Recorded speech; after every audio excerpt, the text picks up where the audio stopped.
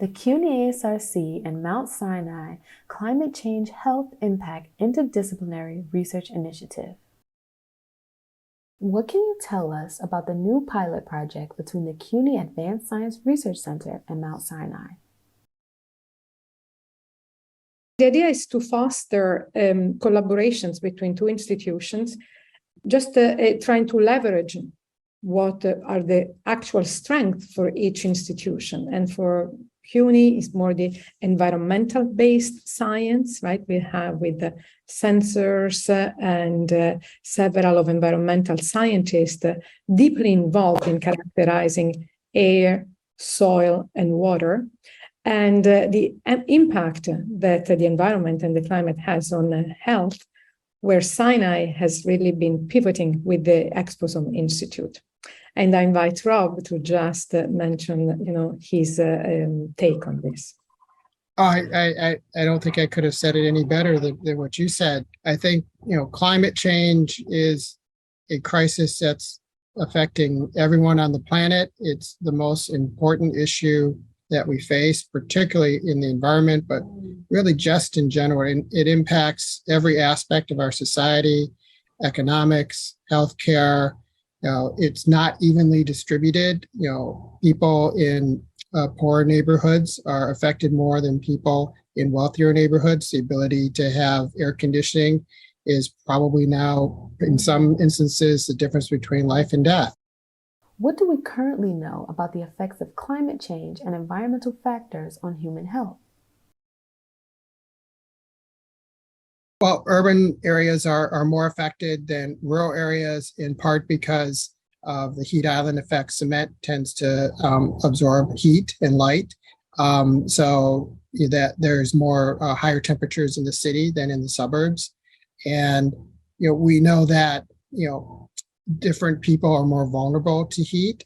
We know something along those lines of the elderly being more vulnerable when there have been severe heat waves in the past. Usually the mortality and the morbidity or complications from those heat waves are most prominent in elderly populations and also in the very young. I'm a pediatrician, and so I'm very interested in the impacts of heat and climate change on the very young as well. So those are the two groups that appear to be the most vulnerable. And if I can join in also, from a neuroscience perspective, and that's where our interest is, there is a tremendous impact also of heat on stress. People tend to be even more aggressive, right, in terms of responding to heat situation. And the stress of the situation is quite palpable, especially in the city, as Rob was mentioning. On top of heat, we can think of the impact that these climate changes have had in general on meteorological conditions. We are still following, right, in some cases with the work of several groups, including that of Yoko Nomura at Queen's College, the effect that Superstorm Sandy has had on the development of children, on the neurodevelopment. And I know that there is a similar initiative at Sinai. So it's very important to just consider not just the event per se, but also the long-term consequences that those specific events have on the populations. What other questions unique to the greater New York City community do you hope to illuminate through this research initiative? Well, the causes of climate change are pretty well known. They're air pollution. So the two issues are very closely intertwined.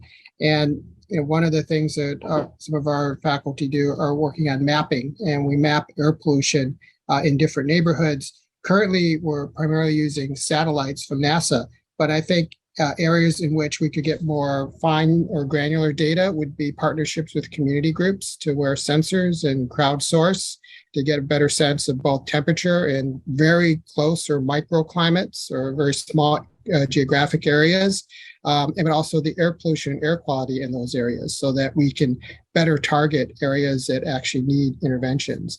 So that's one of the things that we're hoping to do going forward, is to really understand climate change at the micro level rather than the macro level, because 3 or 4 blocks difference in New York City can be a huge temperature difference. If you look at temperature maps over Central Park versus, Harlem, they can be quite different on the same day, even though it's only a few blocks. And we need to understand what's actually driving that besides just green space. Green space plays a role, but air pollution plays a role too. And I think that besides air, absolutely, 100%. The other great initiative that I'm thinking is the initiative on water.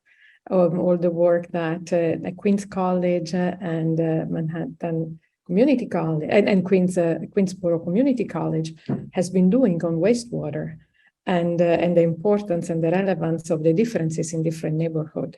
So I think as a unique opportunity, we really have the possibility to involve the communities and really address also several of those concerns that we have regarding health disparities based on the availability, for instance, of cooling station in different regions, availability of green spaces, quality of the water. And so all of those are issues that I'm sure our faculties will be able to tackle.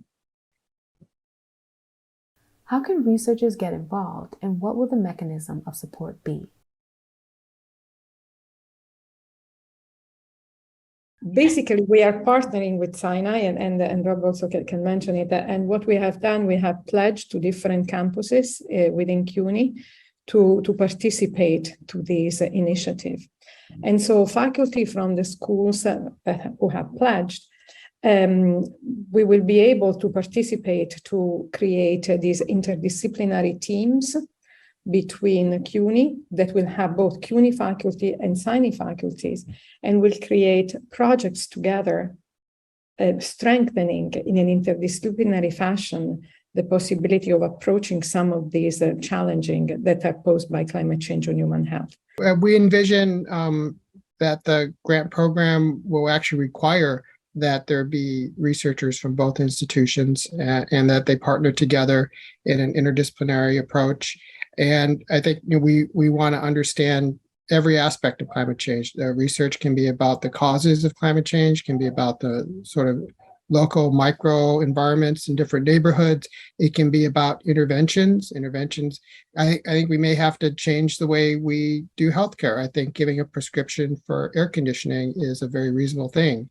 That can actually save people's lives, or other ways of prevention. Maybe the city needs to think about building more swimming pools so that there are opportunities for people to cool off. So there are all kinds of, and also not just, it's simple to say build them, but where do you build them? Where will you have the greatest impact? So that's where the research comes in, is we have to try to understand what the neighborhoods are experiencing and what their needs are. And I think that's work that we can better do together.